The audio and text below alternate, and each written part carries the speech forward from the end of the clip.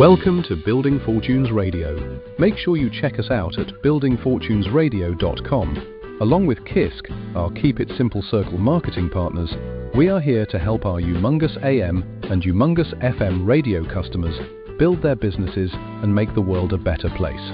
At Building Fortunes Radio, we know how much your business means to you and the people important to you.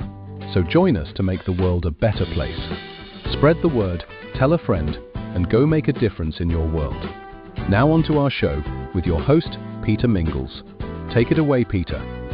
Hello, everyone. Peter Mingils here. You are listening to the BasketballCoach.News radio show, and we are here with basketball coach Irvin Harris, and he's got a special guest with him.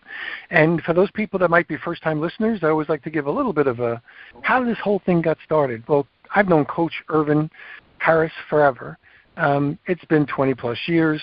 He was a customer of ours a long time ago, and we kind of became friends. He's kind of like one of those guys that kind of stick with you. And we've grown old together. So we've literally grown old together. It's crazy. So we've probably known each other for 2 decades plus. And always enjoyed having conversations with Irvin. And he got sick a little bit. I was busy doing other stuff. We didn't speak for a little bit. And then I just always kept in touch, but I always loved the conversations that we had, sometimes for hours, and they always ended in, we really kind of screwed up. And he said, what do you mean? I said, we had the best conversation that no one else heard, besides like the federal government. They know all those spying things, surveillance age. I said, no one ever heard that. We should really do some radio shows. So we started doing some more radio shows. And then when I came up with my KISC book concept, our Keep It Simple Circle, I said, you know what? If I'm going to do a chapter in a book, I want to do one with Irvin Harris. So he's really good at what he does. KISC for us stands for our Keep It Simple Circle. It's kind of like a productivity thing that I've been teaching a long time ago. And I said, Irvin, you're a basketball coach. I bet you there's a KISC for basketball coaches. There's a KISC for basketball players. There's probably a KISC for everybody in the ecosystem of basketball. And he said, absolutely. I said, I want you to write a chapter. Well, let's do some radio shows on this stuff. And to be honest with you, he knows this. I needed an excuse to talk to him on a more regular basis. So I figured if we're doing radio shows, I'm going to be talking to him on a more regular basis. So we've been doing these radio shows. We've had lots of really great guests. I'm kind of excited about this. I always like our guests, of course, because I learn new things by the cool people that he brings. This one's going to be a new spin because it's talking a little bit about psychology.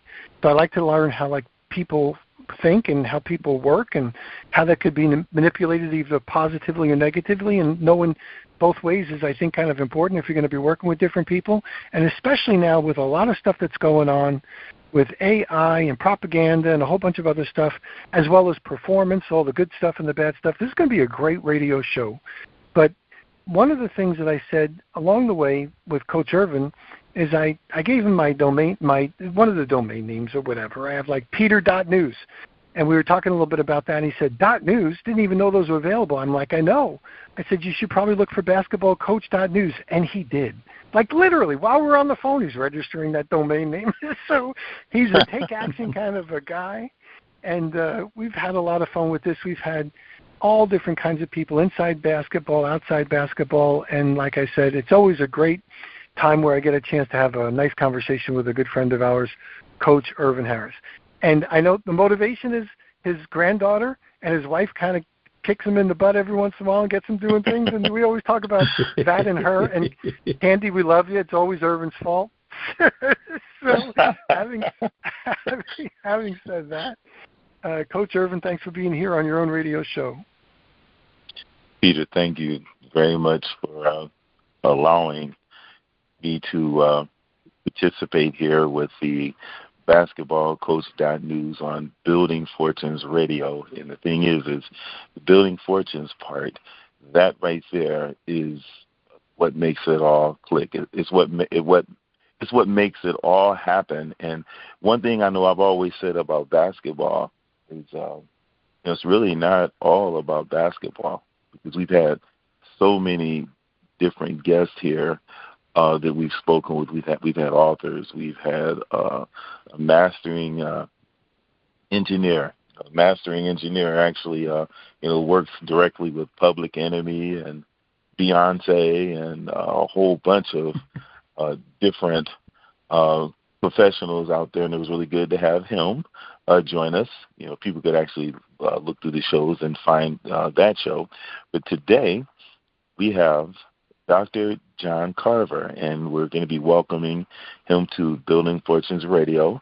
And coach, doctor, colleague, friend, it's really good to have you here. And what I like to say to the audience, to the ones that are listening about John and I, we were in the trenches together at Dover High School in 2005 and 2006.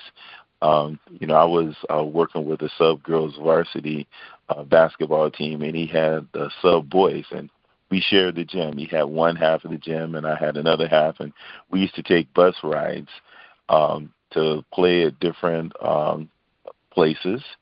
The rides weren't really that long because they were all in the state of New Hampshire, and again, we were in several different types of gyms, and at the school, we worked together as teachers. So we shared the teachers' lounge, and we saw each other at our best, and I don't really think about losses, because the way that I look at it is all about gains. And anytime any of the young people that we work with had an opportunity to get something or learn something out of their experience, I mean, you have a guy like Dr. John.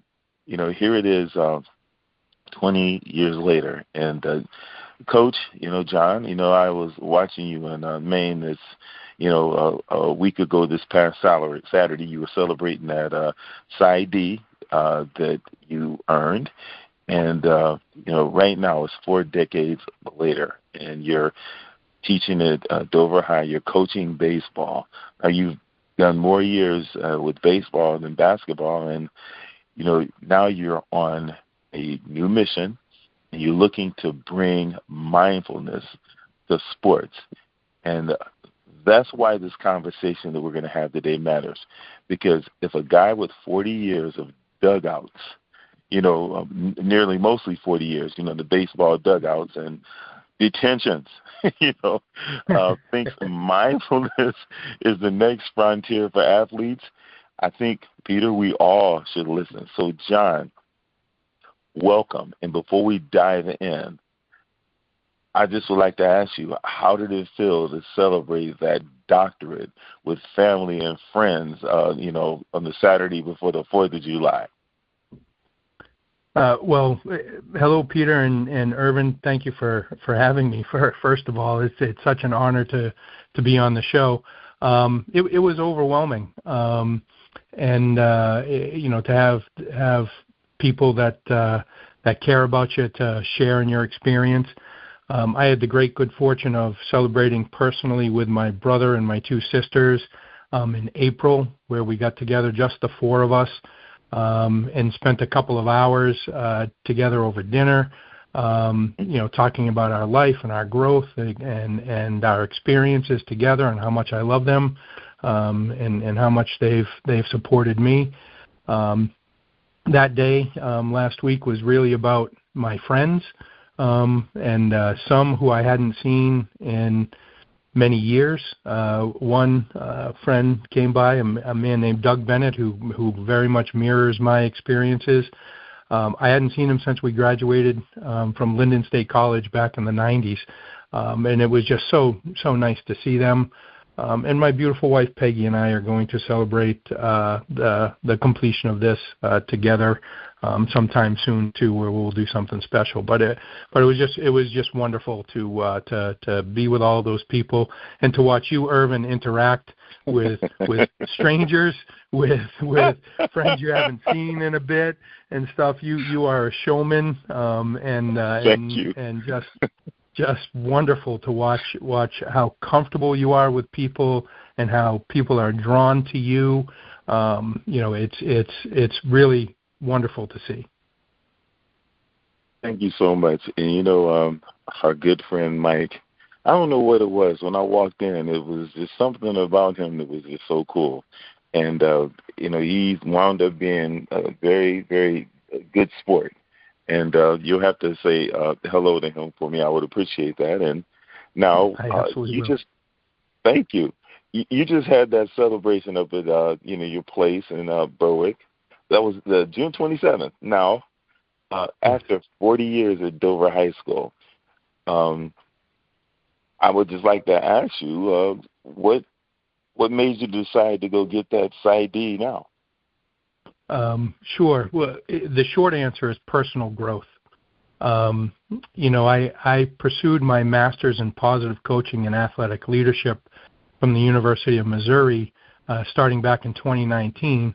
And my mentor and advisor there, Dr. Greg Sullivan, who is a national expert on servant leadership, he suggested that I pursue my doctorate. And I was flattered that he thought that I could do that. And then when I went out there for graduation, he and my wife Peggy and I went out to dinner together, and he convinced her that I should do it. And she believes in me so much, and she trusts me so much to be able to accomplish my goals. She really encouraged me to move forward with that, and it has been a wonderful pursuit, and I'm really glad that I did it. So what were the details? So what happened? You made the decision to do it, and then what'd you do? So I enrolled at the University of Arizona's global campus, so I could, pursue it online. And I decided through some thoughtful reflection that I wanted to find a way to help coaches help each other and help their student athletes in a positive manner. There's far too much negativity in our world today, and how can we find a way to create life skill development for the young people we work with and for each other. And I thought, well, the sports psychology mental performance is the way to go. And the University of Arizona's program allowed me the flexibility to make some decisions for myself as opposed to decisions that worked best for them. And I really wanted to focus on sportsmanship and find a way to teach coaches how to be more sportsmanlike. And that then fell into mindfulness and how that can enhance our experiences as both coaches and as athletes. So I did a systematic literature review and have developed a workshop centered around teaching mindfulness practices to hopefully enhance positive coaching and sportsmanship. Well, how long did it take? Like from the time you enrolled to the time you're... Sure. So I enrolled in September of 2022, and I finished in March of 2026. It was supposed to take 4 years, and I was able to finish it a little less than that. And some of that, Peter, was because it was a rigid choice on my part. The classes would last somewhere between 6 and 9 weeks, and they always ended on a Monday evening at midnight. You'd have to submit your last, bit of work, and then the next class started Tuesday. My wife and I and my family decided this was going to be something I was going to dedicate myself to, and I would come home from teaching or come home from practice, and I would immediately get to work on, we called it my Arizona time.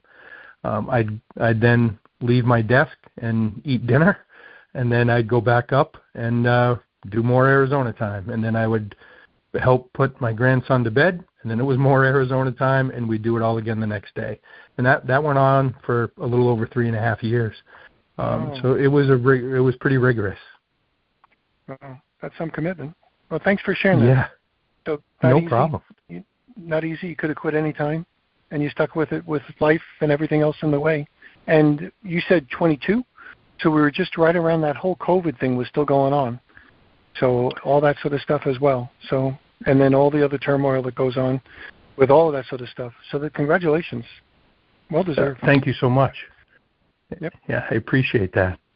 Yep. Thank you. Well, and then you had plenty of material because everybody was trying to figure out what was going on during those times. Because That's right. Yeah, and uncharted waters. Anybody that was telling you they thought they knew what was going on was just making up as they go along because we've never been through that ever before. Good stuff. Yes.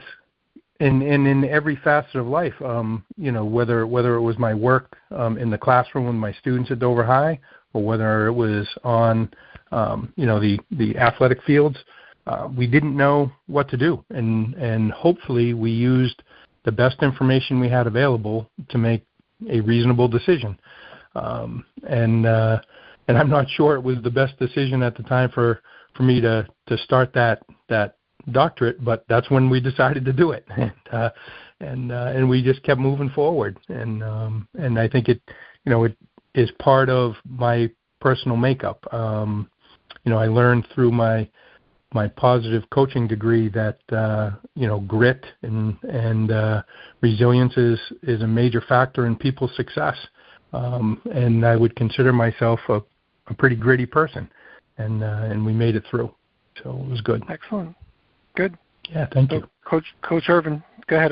I just wanted to pop in there because I didn't, No, that's okay. Some people get PhDs and they're like honorary ones, And, oh no. and then some people earn them. This is not an honorary. This is definitely one that came with discipline, hard work, focus, grit. I mean, you name it. And I mean, John, obviously, your roots are Dover. I was blessed to have that opportunity to be able to work with you as a colleague and also to coach with you, as mentioned on the onset of the show. And, we're going to definitely hit in a lot of different areas. And the main one I would like to ask you, or main question I'd like to ask you right now, has to deal with the young population. And you've been at Dover for 10 times 4, 4 decades. Yeah, I've been there as a student or as a teacher since 1983. Wow. So I've been there a long time.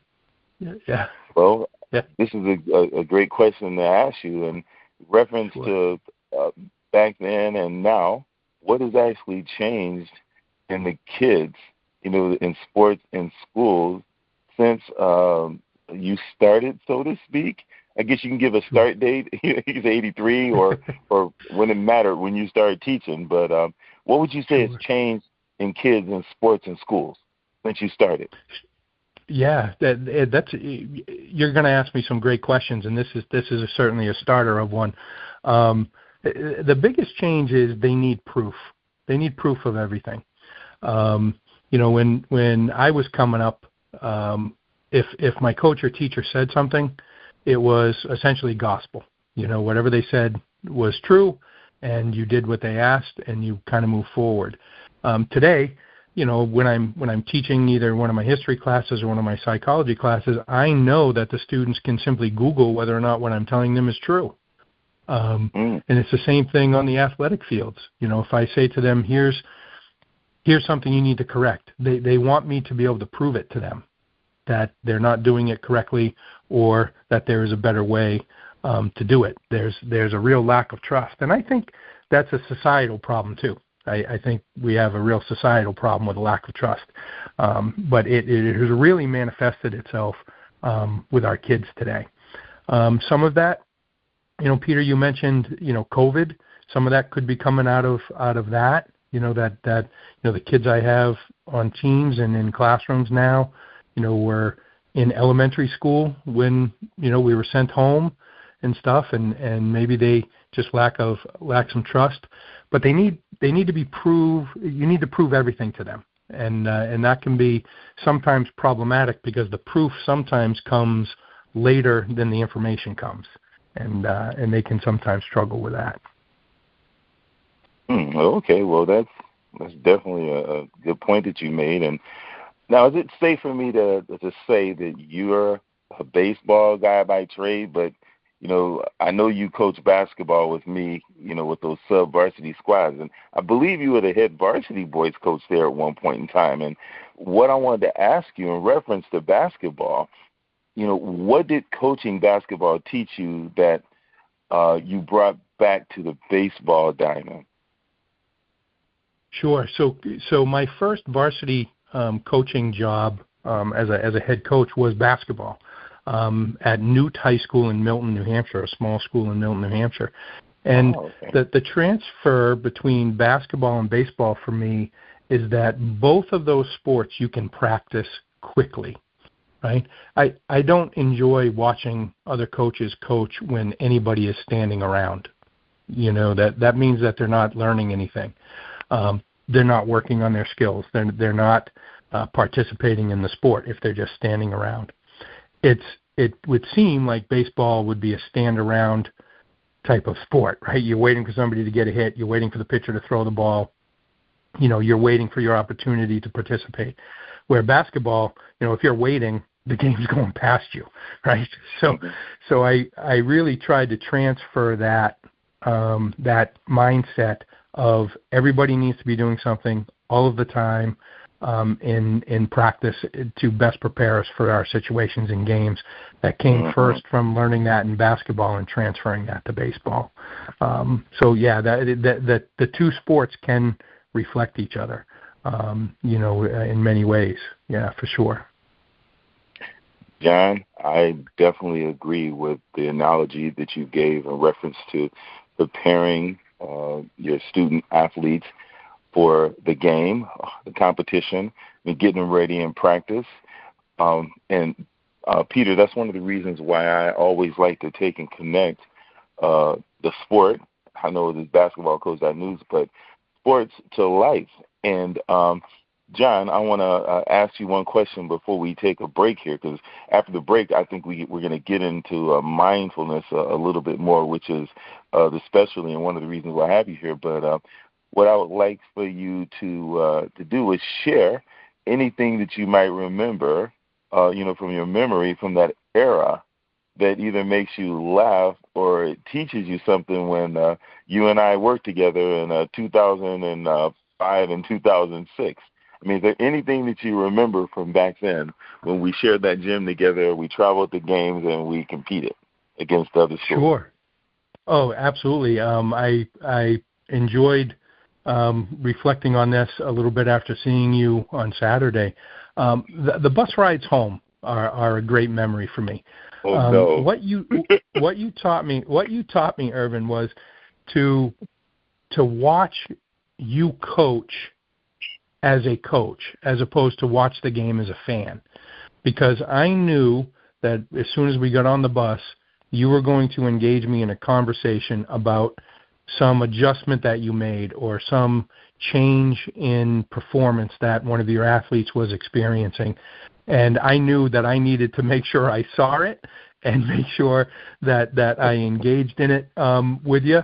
And it helped me grow personally. When I think about myself as a coach in 2005 as opposed to a coach in 2026, I am a much different, and I would like to think a much better coach today than I was then. And so much of that has to do with spending, you know, hours with you traveling, you know, from Merrimack, New Hampshire back to Dover and talking about what just happened in our games and your perception of things and my perception of things and us sharing our, you know, combined knowledge about what happened.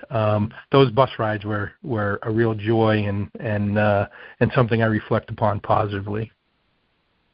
Well, thank you so much for saying that. I really enjoyed the experience, and all I got to say is time definitely flies by very fast. And you know, as long as the youth that we're working with get something out of it, I feel that's the key. And again, thank you very much for reminding me of that, because I was kind of wondering, you know, if there was anything that you would be able to remember or connect. But you know, thanks for refreshing my memory. And Peter, if you have a question or anything, you have another statement, John?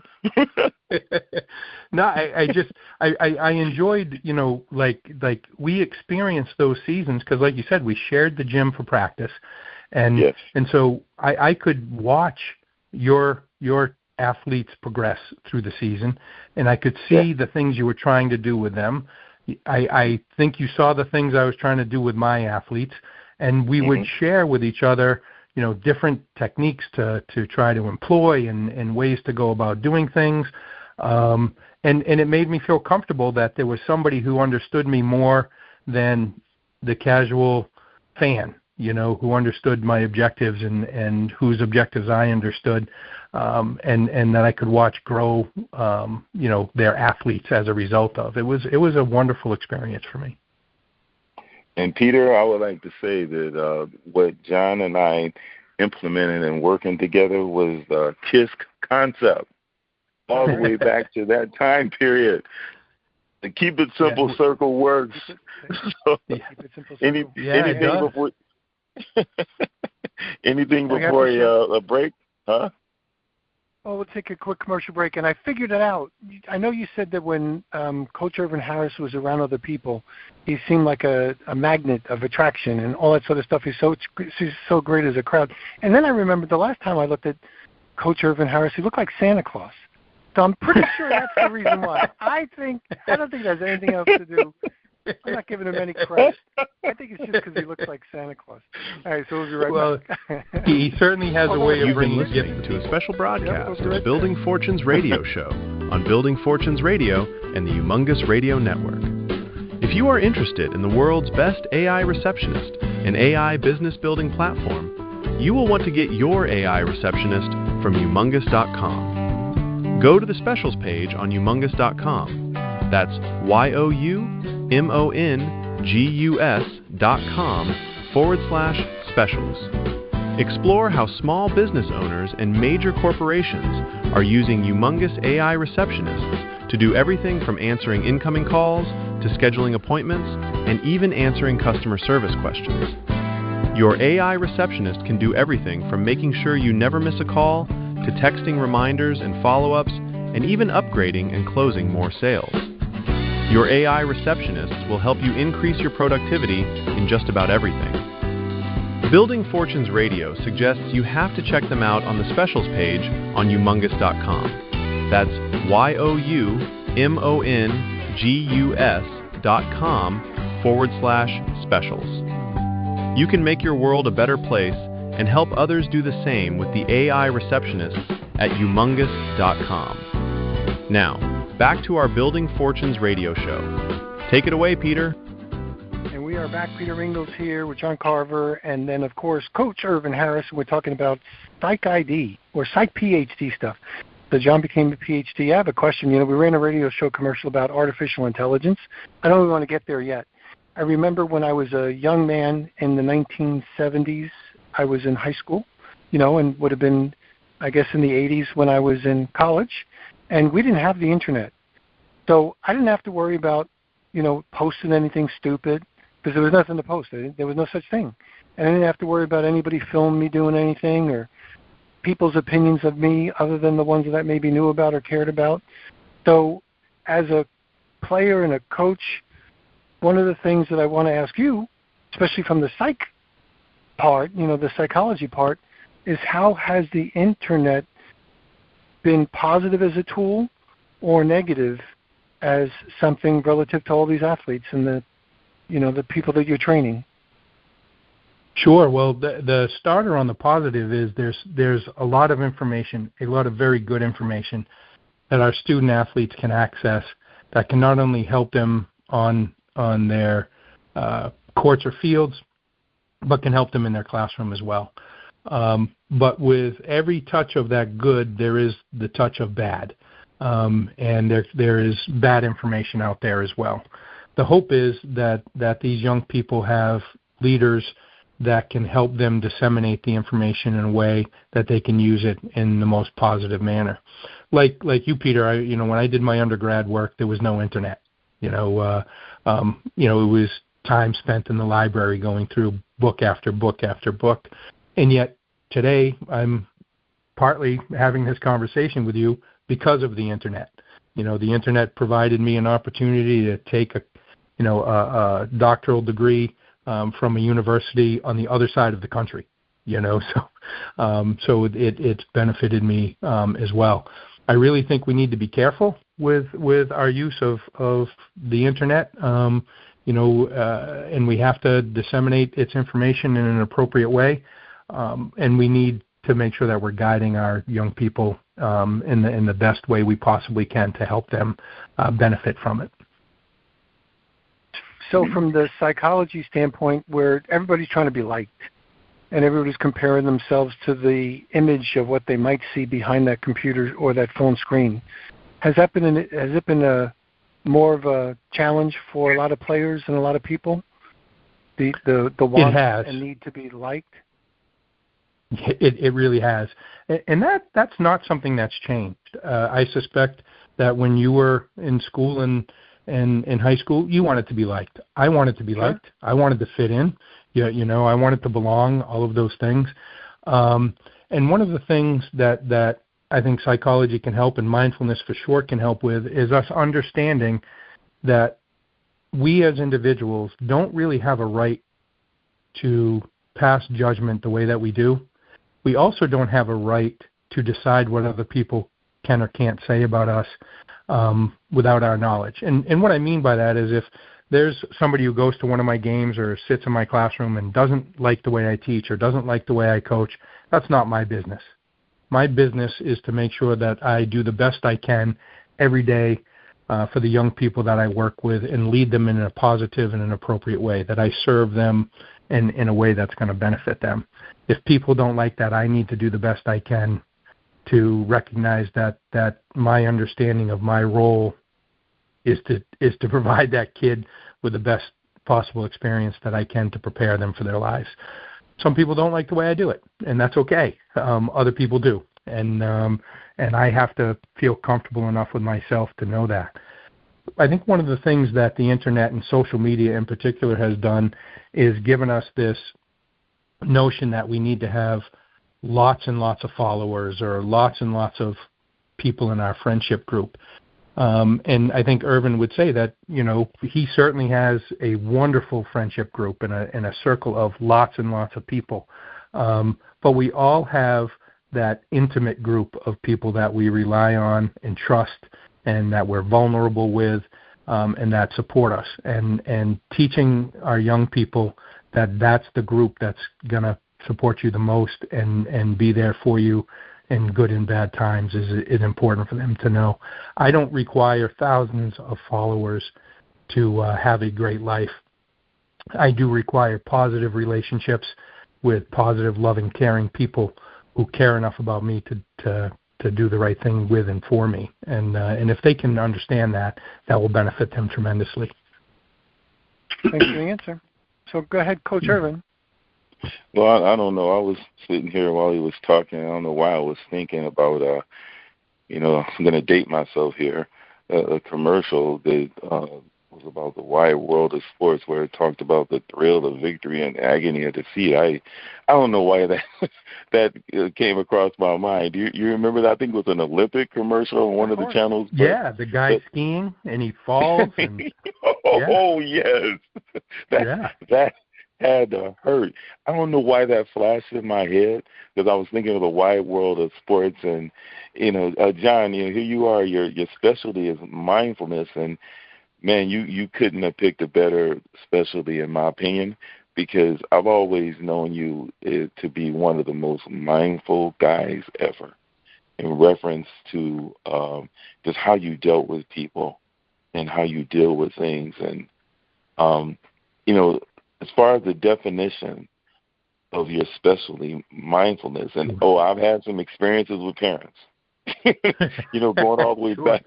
All the way back to '95 when I coached Pop Warner football, and oh man, I could tell you some stories. But let's go with that parent in the stand, or maybe even a coach at practice, or maybe even a coach during a game. And I've never seen you out of line. I've always in practices, coaching games, coaching, directing, supporting, helping, encouraging. That's all I've seen of you, John. And as far as mindfulness, can you tell us what it is in plain English and what it is not? Sure. So what it is in plain English is the ability to be present in the moment without judgment. And that can be difficult for people. You have to be able to be in the moment and not judge what's happening, but to experience it, right? What it is not is, this deep meditation moment. It's not only coming because you're doing hot yoga today. It's not just for the mystical believers, right? We can all be mindful, and we can all experience benefits from mindfulness if we choose to. But it is a choice, right? We have to choose to be present, and we have to choose to be present without judgment. And so that means accepting what it is that's happening to us in the moment, and how is it that we're going to respond to what's happening to us in that moment. And then extending that to reflecting on, does my response match my values? Does my response match my character, or the character that I want to portray, right? And, Irvin, thank you for saying, you haven't seen me, lose my temper. There have been times when I have, and I'm not proud of those times. I'm disappointed in myself that I allowed my emotions to overtake the situation and things, and hopefully, my future work can help people not have to say that after whatever experience they have. Well, what you just said, that's can be defined by a word called being cognizant of. And if you're cognizant of something and you're mindful, I'm of the opinion that should help a person be able to work towards change, because recognizing it and allows you an opportunity to do something about it if you have those tools. And that happens to be the business that you're in right now. And what I'm thinking about is, some old school type coaches.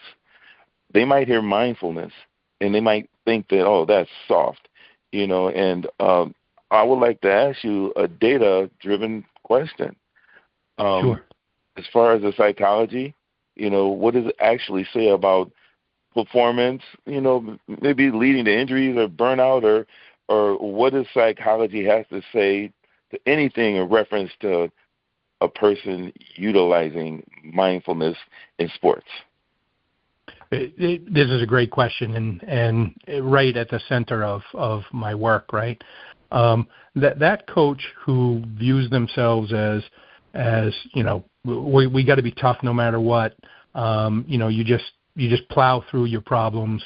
That's just a stinger. That's not a real injury. You don't have a concussion. You just got your bell rung. That type of stuff. Those are not servant leaders. Those are people who have been put in leadership positions who desire personal success over others' success. I want to be a servant leader. I want to be a leader who puts the follower first, and as a result of raising everybody else up, you get lifted too, right? Yes. I mean, the whole boat goes up, right? And and that's the type of leader I think that we should be. And the statistics are clear. The science is clear on this, right? That first, if you're being coached by that type of person, you're going to lose faith in them as an athlete, right? You're going to recognize that coach or that leader is only concerned about themselves, not concerned about you, right? And so you're going to lose faith in them, right? And what the research shows, right, is that we can all benefit, right, by trying our best, right, to be more mindful in our approaches, right? That studies show that mindfulness benefits the injured athlete, right, in reducing anxiety and depression. Therefore, they come back quicker, right? The non-injured athlete, mindfulness increases their pain tolerance because they don't immediately think, oh, God, I'm hurt so bad, I'm not going to be able to play. They think about what just happened for a moment, right? They consider, am I hurt for the moment, or am I injured and need real interaction, right? And do I know the difference, right? It decreases, right, the opportunity for that athlete to experience burnout, right? And this is true whether it's high injury sports like, say, football or lacrosse or hockey, or less injury sports like swimming, right, or cross country, right? Studies conducted here in the United States, Canada, Europe, and Asia all show this to be true, right? So if the coach or the mental performance coach who is teaching mindfulness techniques does so in an effective manner, they increase the likelihood that the athlete's going to return to their sport if they're injured in a mentally healthy way. They're going to increase the likelihood that that athlete they're dealing with returns to the sport, right? You mentioned burnout. What could be worse than burnout, right? Which we see in every community around the country from youth sport up to high school sports, right? You have, say, 150 kids playing Little League baseball, but then there's only 25 who come out for the high school team. Well, where did those other kids go? Right? You've got, 75 kids who try out for the middle school basketball team, but then you've only got 25 who try out for the high school basketball team. Where did those kids go? Right? And there was a study done back in 2021, right, that demonstrated that mindfulness negatively impacts burnout. Which means if you're mindful, you don't get burnt out, right? If you're aware of what's happening, you don't get burnt out, right? And the importance of that particular study was that it involved 22 different sports and 550 athletes from both female and male dominated sports, right? And this study has been replicated repeatedly and shown that in the sports psychology field, if we can teach our kids to be mindful of their opportunity, we decrease burnout and increase participation. And isn't that what we really want? Right? Yep. Don't we want kids to keep playing? Don't we want kids to keep participating? Don't we want the opportunity to continue to strengthen their life skill development? That's what I want. And I don't know anybody that I work with that I have respect for anyway that doesn't feel the same way. Right? It's an exciting time for us to be able to do that. So hopefully I answered your question. Yeah, you did, and I don't really feel it's about looking at the scoreboard either, because as far as life's not a game. Life is life, and there's so many experiences that you can gain from participating in sports. And if you know yourself as a coach, and I know you probably agree with me with this as far as the type of leader, you should know what type of leader you are. But you also should be flexible to be able to make those changes. I have no problem with being a servant leader or following. Right. There's some people, I have to say, it's very tough to coach with them, because when it's like they're performing on a stage, everybody else is standing around while they're doing everything themselves. And how are your players going to learn? How are your captains going to learn?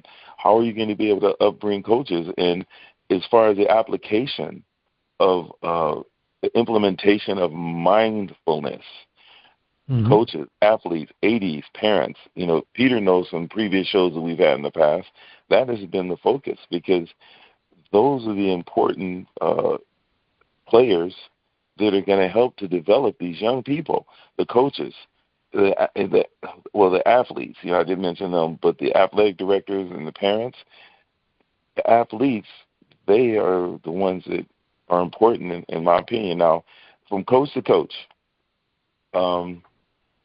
I know you've prepared for playoffs. You actually got a state championship under your belt, or a few, don't you? In football, I was an assistant coach for a state championship team. I was also an assistant coach for a state championship baseball team. So I've seen that. I've been close a variety of times as a head coach, and those have been joyful experiences. But sometimes the opposite's true. Sometimes, not getting there, it doesn't mean that it wasn't a joyful experience too. So, it depends on what your objectives are and how you approach it. Well, you obviously took the time to be able to finish that PhD, and that took dedication and a lot of focus in reference to utilizing it. Yes. Let me see if I can come. How about you have a situation where you have a baseball player. He strikes out with the bases loaded, or a basketball player. They miss a free throw that loses a game. And applying mindfulness, Can you Sure.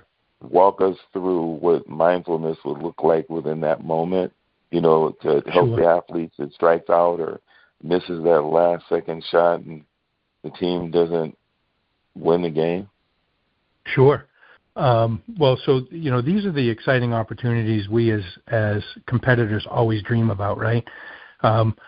You never hear from a particularly good athlete that they say, oh, geez, I've always dreamed about missing the free throw. They dream about making it, right? Yes, right? Yes, I hope so. Yeah, exactly, right? So imagery work can be important, right? Making sure that kid, has worked diligently to imagine that they can successfully make that shot, that they can remember and recall that they've made that shot 100 times before, right? That this is just a different time and place. Using mindfulness specifically, understanding to be present in that moment without judgment. And what this means is it doesn't matter that shot's going to win the game. It matters that they're taking that shot. So don't judge the situation. Simply judge the moment, right?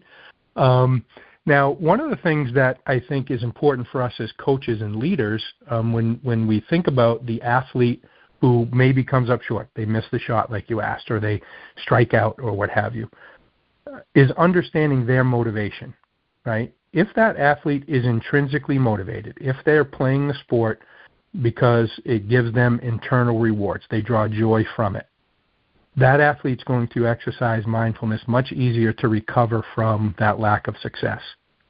If they're extrinsically motivated, that's going to be difficult. We've all coached kids, Irvin, I know you have, coach kids who play the sport because they want to make their dad happy. They want to make their mom happy, right?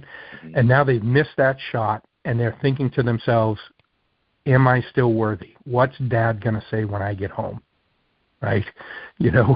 Are they going to harp on me because I missed that shot? Or are they going to say I should have done something differently during the game? And that's a real shame. And that's where, we have to continue to be that servant leader that helps that student athlete work their way through that moment, right? Because that can be damaging. Now, we've all coached kids who've missed that shot. We've all coached kids who struck out. We've all coached kids who missed the tackle or what have you, right? How about you say to them, how great was that you even had the opportunity to do that? How much trust must we have in you that you had the ball at the end of the game, right? Knowing that they were going to foul, or that you were up to bat and we didn't pinch hit for you, right? Because we trusted you to perform the skills we know you possess, to make sure that we lift that kid up, right? The best free throw shooters, right, in the NBA, what are they making? 75, 80% of their shots, right, from the free throw line? Yes. Which means they're missing 20%, right? And it stinks if that 20% comes in the last 30 seconds, right? Wow. Right? You know what I mean? Right? I mean, in baseball, if you're a 300 hitter, that means you fail 70% of the time. Why are we then surprised that somebody strikes out at the end of the game? They are not going to get a hit 70% of the time, right? Right? True. And so, if we can get the kids to understand, we've got the World Cup going on today, right? Right? It's exciting tonight, right? Right? We're going to play, Belgium in the World Cup tonight. How many times have we seen soccer players kick the ball towards a huge net and somehow miss it? Right? It happens. Because it's not easy. Because it's not easy, right? And stuff, and so helping that athlete work their way through that starts well before that opportunity to take that free throw, even happens, and it continues long after that free throw has been missed or made, right? If they're working with a coach who truly cares about them, somebody like yourself. Well, thank you so much for that, and I'd have to say definitely someone like you, and you have the. You're going to write the book on, the mindfulness aspects. I already know that. And, what I want to do right now real quick, because I know this is something that, man, we could talk about forever. I'm going to take because I'm thinking about the athletic directors and then the parents, because some coaches are pretty approachable and keep an open door to the parents, and you have to be able to juggle. You have to be mindful. Your communication skills definitely need to be on point. But that athletic director, they juggle parents and some other tasks, budgets, athlete eligibility, and I was wondering if you could answer, and I'm going to do two-part. How does a mindful athletic director run a healthy program? And as far as the parents, because that's one of the concerns that athletic directors have, and parents are part of the pressure, as you mentioned, the ride home. Maybe the kid didn't hit the shot. The parents are overcoaching, and thinking about the athletic director juggling the parents along with their other duties. What one thing in sports can a parent do before, during, and after the game to help their kid not hurt them? Maybe one of them would be to support the whole program, but yet as coaches, that's what I like.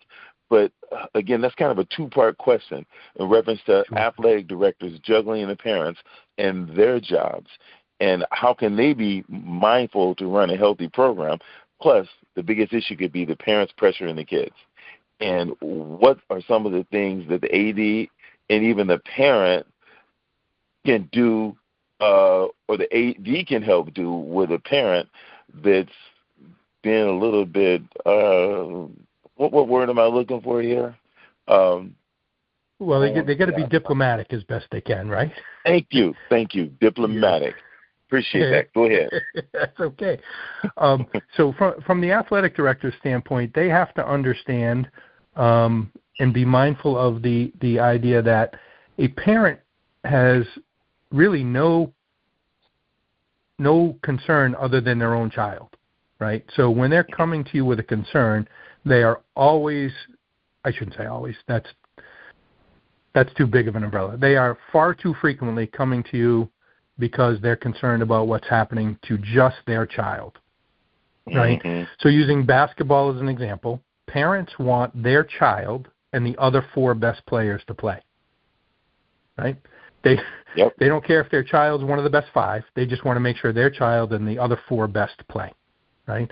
And if the AD understands that, the athletic director needs to extend that though to us coaches, right? As the basketball coach, your concern is the basketball team. If I'm the soccer coach, my concern is the soccer team. If I'm the cross country coach, my concern is the cross country team. And so the athletic director has to try to understand that we're going to be coming from it in that way, right? And so they have to figure out for themselves what their type of leadership is going to be. I would suggest it needs to be servant leadership, right? And how they can approach the global whole for all of us to understand we're all in this together, right? Most of us don't coach at the University of Missouri or the University of Alabama or the University of Arizona where we get to only be concerned about our sport and winning a national championship. Most of us coach in places where we need to be concerned about all of the athletes playing every sport, right? I mean, when you were at NHTI, I'm sure you were just as concerned about what's happening with the soccer team as you were about what was happening with the basketball team because of the size of the school and the way those athletes interact with each other, right? Yes, that's true. Yes, absolutely. Right. And I think that's the joy of sport, right? As many games as you and I have coached in our specific sports, we have watched 5 times that many games in another sport, right? To watch athletes be athletes, right? And so the athletic director has an obligation to try to do that, right? And manage things in an equitable way, right? Regarding parents, there are 2 things parents need to do. First, they always need to show up for their kid, right? It has always disappointed me when a parent has been disappointed in me as a coach in some way and will leave a game because I didn't bunt when I should have bunted, or their child's not in the starting lineup or something like that, because they don't understand what that means to their kid, right? I mean, who wants to see their parents back, right, leaving the field? They want to see their chest coming to the field, right? Yes, right? They want to see that, yes, absolutely. They want them there. And then after the game, as a parent, try not to get result obsessed. You already know the result of the game. As a parent, you probably already know how many points your child scored in the game. You know how many hits they got. You know how many goals they scored. Don't harp on those things. Instead, find out how they enjoyed their experience, right? And does the child understand maybe why they didn't play in a certain situation, right? Or did the kid really enjoy, right, having the opportunity to take that winning shot, right? Or did they feel a great deal of pressure or that type of thing? Far too many parents are so result-oriented. It's good. Imagine if you're a kid, right, and you're in that car ride going home, and your coach made a decision in the game, right, that maybe led to the victory or led to the loss, right? But you like your coach, and you're hearing it from your parent that the coach made a mistake, right? Well, you're not going to argue with your parent, right? Because you're just a kid, right? Mm-hmm. Right? And you love your parent. So the next day, now you're dealing with your coach who you appreciate, but you know at home you've got a parent who doesn't. Why would a parent intentionally ruin that relationship? Like, it doesn't make sense to me, you know. No, and it doesn't. Who does it benefit? It benefits nobody, right? No, right? It benefits nobody. But I hope I answered your question, or I hope I didn't go off on a tangent too bad. No, okay. No, you didn't go off on a tangent. But let's see if we can just cover some areas, heading towards the end of the show. Now, you mentioned parents in the car, the ride home, which would always be tough for the kids, and you've worked with thousands and have seen thousands of kids. Can you give us some warning signs of anxiety, pressure, or burnout that a coach or even a parent might miss in an athlete? What a great question. I appreciate that question very much.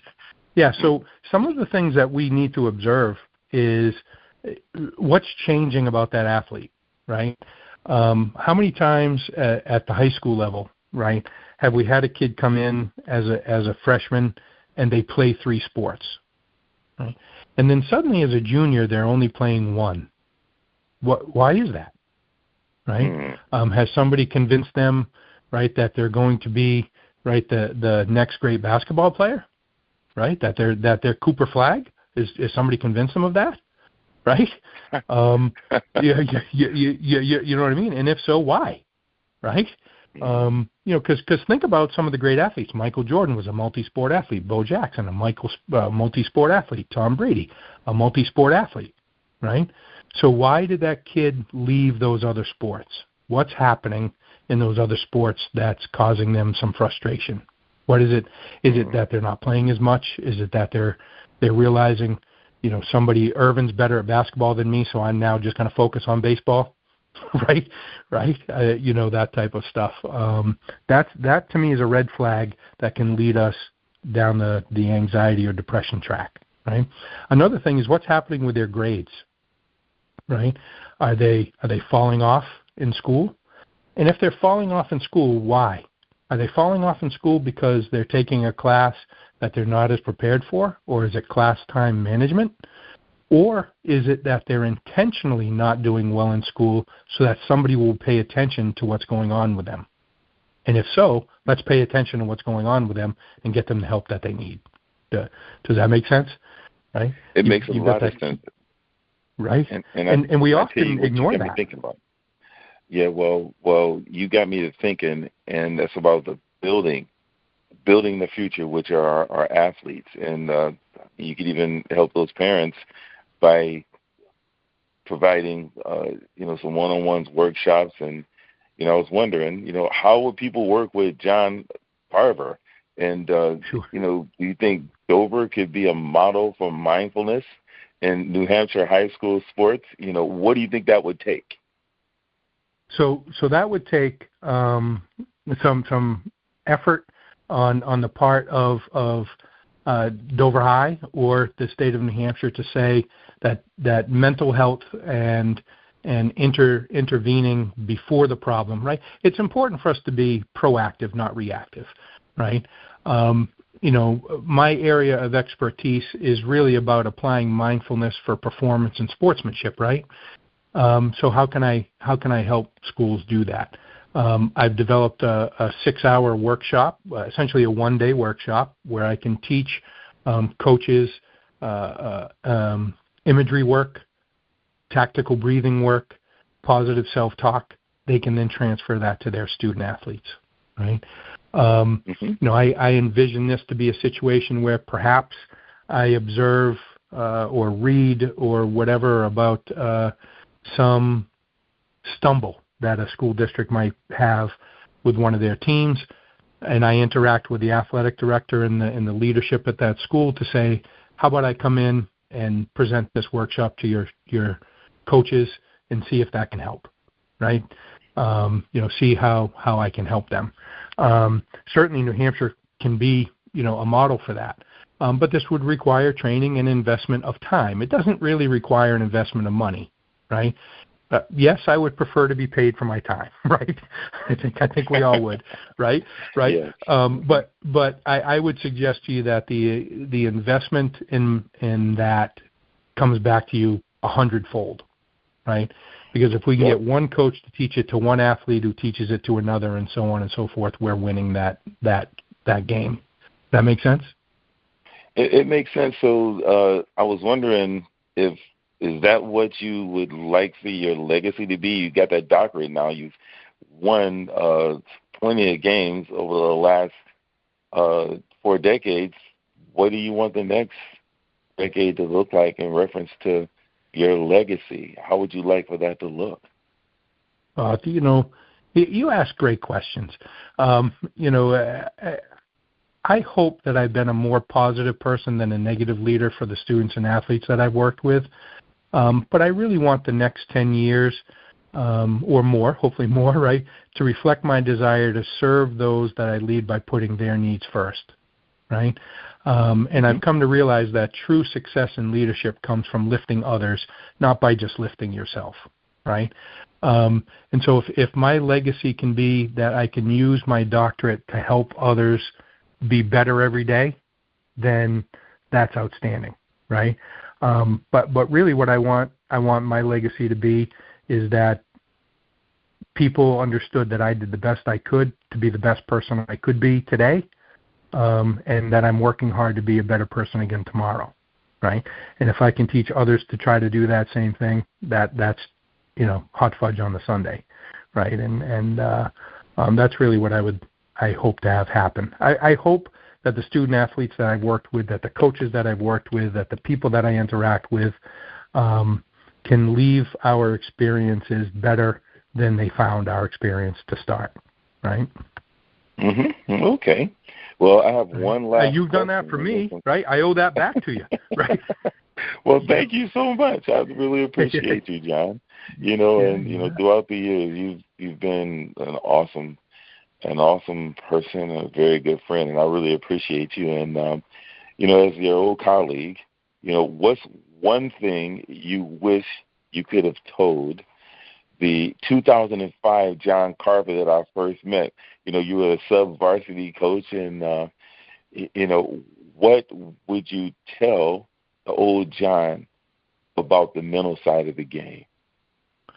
Sure.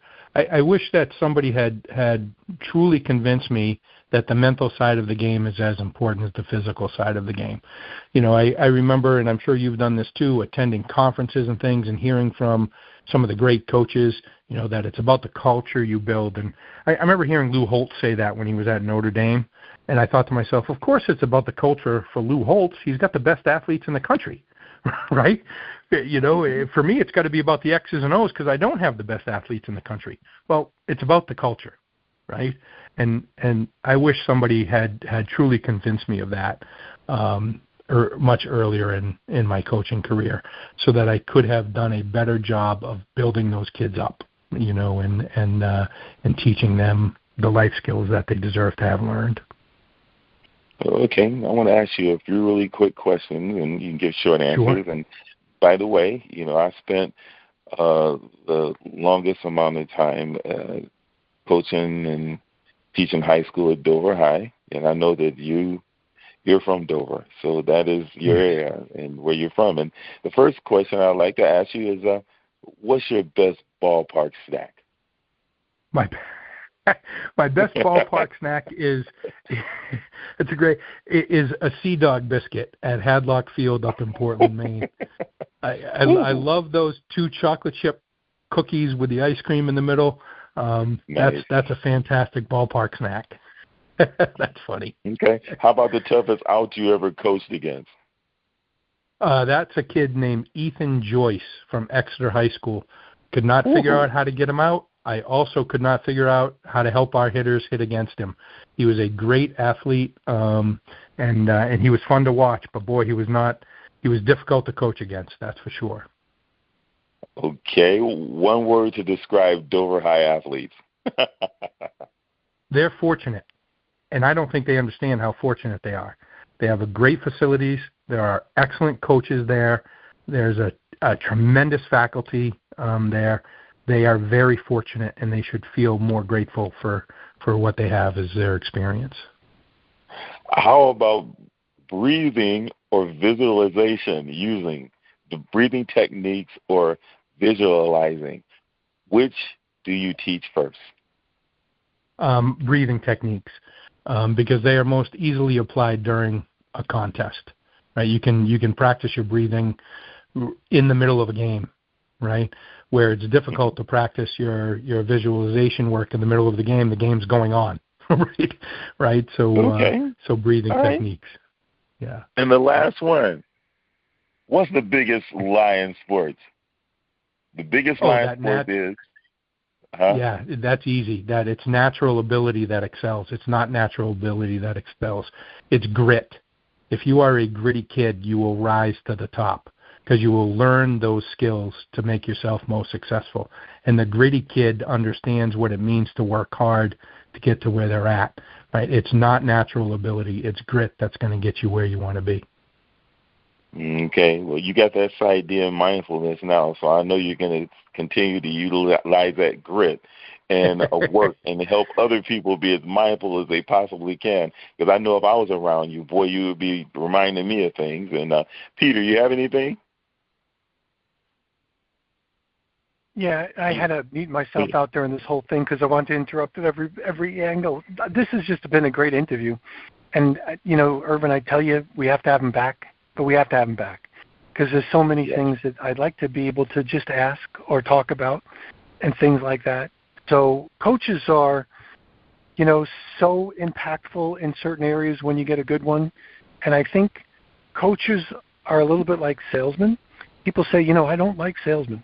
And I say, well, when have you ever met a good one? And the answer is, well, a lot of people that are in the sales profession aren't very good. Now, they might make sales, but they're not good salesmen, or they're really crappy salesmen. And I think coaches are the same way, but maybe to a lesser degree, meaning as harsh. Like, when did you really meet a great coach? And I think many of us have the idea of what a great coach might be, but we probably didn't play under great coaches. Now, we might have played under coaches we liked, but when we look back and say, did he do any or all of the things that we're talking about here? Did they manage my expectations, breathing exercises? This is the very first time. I'm going to be 64. The very first time I've ever heard the word coach and breathing exercise in my life. Like, wait a minute. What are you talking about? Breathing exercises. Like, when did this pop up? I'm like, wait a minute. So when did we hear, when did we learn, and what makes a really great coach? And it's hard to go from theory to reality because of all the variables involved, but it's managing the competence and incompetence of everybody, and that's tough, right, because we're all learning and new. And I think this is a whole thing that, like, it kind of transfers its way into almost every other aspect of life as well. So I love this. So there's one last question, and then I'll stop my little ramble, but we definitely have to have John Carver come back. John, did you ever see the movie that I think was probably one of the best movies on the planet? And I'll give you some hints. John Belushi, or Jim Belushi, not John. and Michael Caine, and it had a sports spot in it, meaning like there was something with sports, and I can even drop the name of the film for you. But for me, it's been like one of the most impactful scenes I've ever seen in a movie relative to sports. And do you know which one I'm referencing? I don't. You'll have to give it to me. It's Mr. Destiny, and it's Michael Caine, and it was all about Jim Belushi, not John, Jim Belushi and Michael Caine, and it was all about the moment the kid's life changed when he struck out in that last inning of that last baseball game. And then Michael Caine came back as his guardian angel and reversed it where he hit the ball. It is probably it's the best scene on the planet. I'll send you the YouTube clip so you don't have to watch the whole movie, although I do want, you got to watch the movie. The movie's just kind of cool. But it is the best I've ever seen. And I won't spoil it for anybody listening in, so you go find it. Michael Caine, Mr. Destiny, and find that movie. Find that one clip, and I'll send it to you as well, Coach Irvin Harris. But I really enjoyed this, and I know the impact that a good coach has, and as far as transforming or changing the lives of people and how great they can be and how tough of a job it is, because everybody's got an opinion, and they all make opinion based on things they don't know anything about. So it's a tough job. Right. It is a tough job. So my hat's off to you. I'm glad you got your doctorate. I'm glad you're making a difference in the world. And hopefully you'll have another 20 years to be able to make a big impact on this. So, Irvin, let's make sure we have him come back. Yeah, we'll have great to. Guest. Great guest. No kidding. So I'd like to Coach, say, I could chat with you about anything you want anytime. Well, thank I'll you. hold him to it. I know you sure will. And Dr. John, this has definitely been a master class. 4 decades at Dover High. You're a new PsyD, and now you're giving the rest of us the playbook for the mental game. And, I like to say to the audience, anybody listening, if you're a coach, AD, parent, or athlete, and you want to learn more about bringing mindfulness to your program, how do people get in touch with you, John?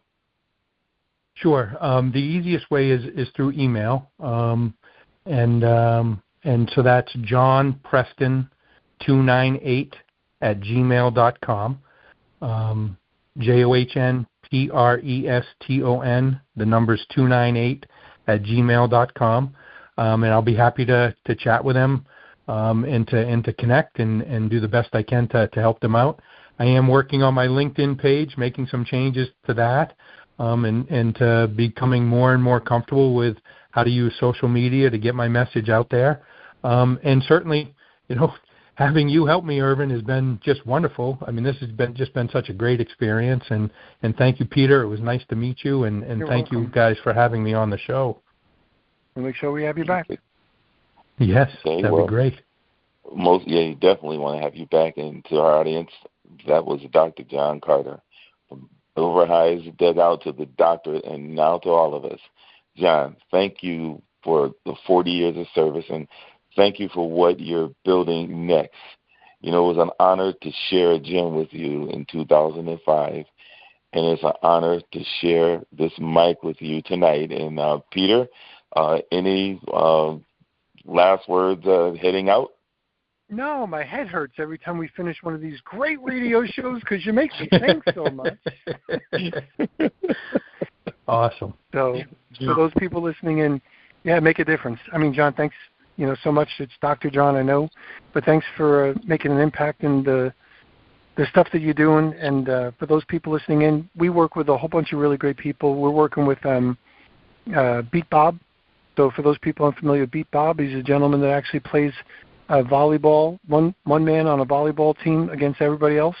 And he does it so he can talk to the young kids about teenage suicide and social media pressures and vaping and a whole bunch of other stuff that's going on with social media. And people like him have an impact. People like you, Dr. John, have an impact.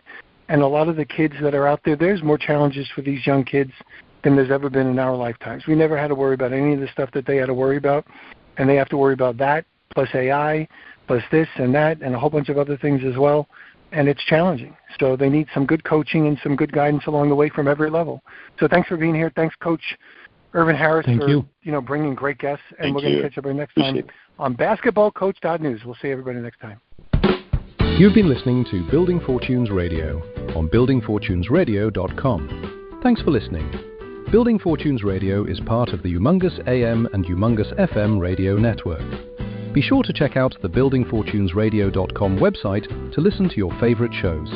You can also hear us on Humongous Radio and wherever you find your favorite podcasts. It's been our privilege to have you listen in. At Building Fortunes Radio, we wish you the success you deserve and are willing to work for.